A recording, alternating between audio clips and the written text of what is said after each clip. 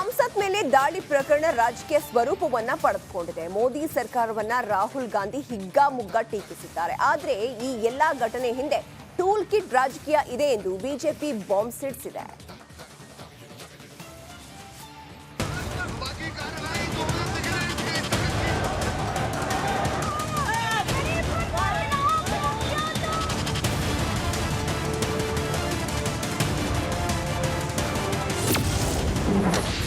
ರಾಜಕೀಯ ಸ್ವರೂಪ ಪಡೆದ ಸಂಸತ್ ದಾಳಿ ಕೇಸ್.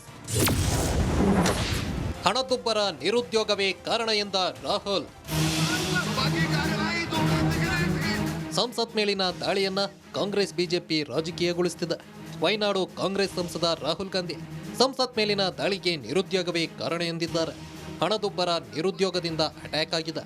ಮೋದಿ ಆಡಳಿತವನ್ನ ಯುವಜನತೆ ತಿರಸ್ಕರಿಸಿದೆ ಅಂತ ಕಿಡಿಕಾರಿದ್ದಾರೆ. सुरक्षा ब्रीच हुई है वो है, बट क्यों हुई?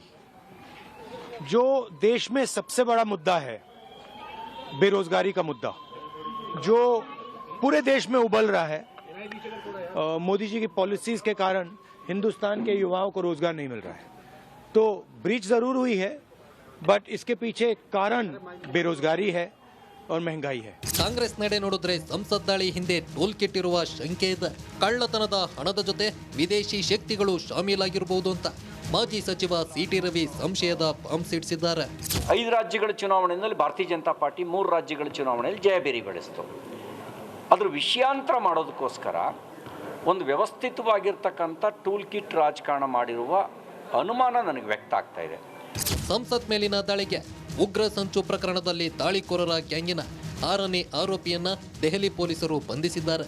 ಕೇಸ್ನ ಮಾಸ್ಟರ್ ಮೈಂಡ್ ಲಲಿತ್ ಜಾ ತಪ್ಪಿಸಿಕೊಳ್ಳಲು ಸಹಾಯ ಮಾಡಿದ್ದ ಮಹೇಶ್ನನ್ನ ಅರೆಸ್ಟ್ ಮಾಡಲಾಗಿದೆ.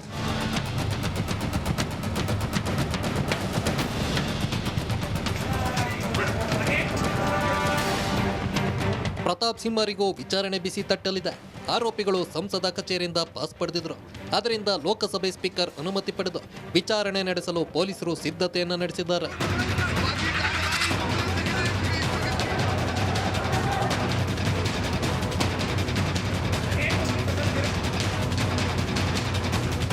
ಮೈಸೂರು ಬಿಟ್ಟು ಹೋಗದಂತೆ ಮನೋರಂಜನ್ ಕುಟುಂಬಕ್ಕೆ ಕೇಂದ್ರ ಗುಪ್ತಚರ ಇಲಾಖೆ ಸೂಚಿಸಿದೆ. ನಮ್ಮ ಸೂಚನೆ ಬರೋವರೆಗೂ ಹೊರಗಡೆ ಹೋಗಬೇಡಿ, ತೀರಾ ತುರ್ತು ಇದ್ದರೆ ನಮ್ಮ ಗಮನಕ್ಕೆ ತಂದು ಅನುಮತಿ ಪಡೆದು ತೆರಳುವಂತೆ ತಾಕೀತು ಮಾಡಿದೆ. ಜೊತೆಗೆ ಮನೋರಂಜನ್ ನಡವಳಿಕೆ ಬಗ್ಗೆ ಅಧಿಕಾರಿಗಳು ಮಾಹಿತಿಯನ್ನ ಕಲೆ ಹಾಕ್ತಿದ್ದಾರೆ. ಆರೋಪಿಗೆ ಯಾವುದರ ಮೇಲೆ ಆಸಕ್ತಿ ಇತ್ತು, ಆತನ ಸ್ನೇಹಿತರು ಯಾರು, ಇಂಜಿನಿಯರಿಂಗ್ ಬಳಿಕ ಏಕೆ ಕೆಲಸಕ್ಕೆ ಸೇರಲಿಲ್ಲ, ಮನೋರಂಜನ್ಗೆ ಮೈಂಡ್ ವಾಶ್ ಮಾಡಿದ್ಯಾರು ಅನ್ನೋ ತನಿಖೆ ನಡೀತಿದೆ.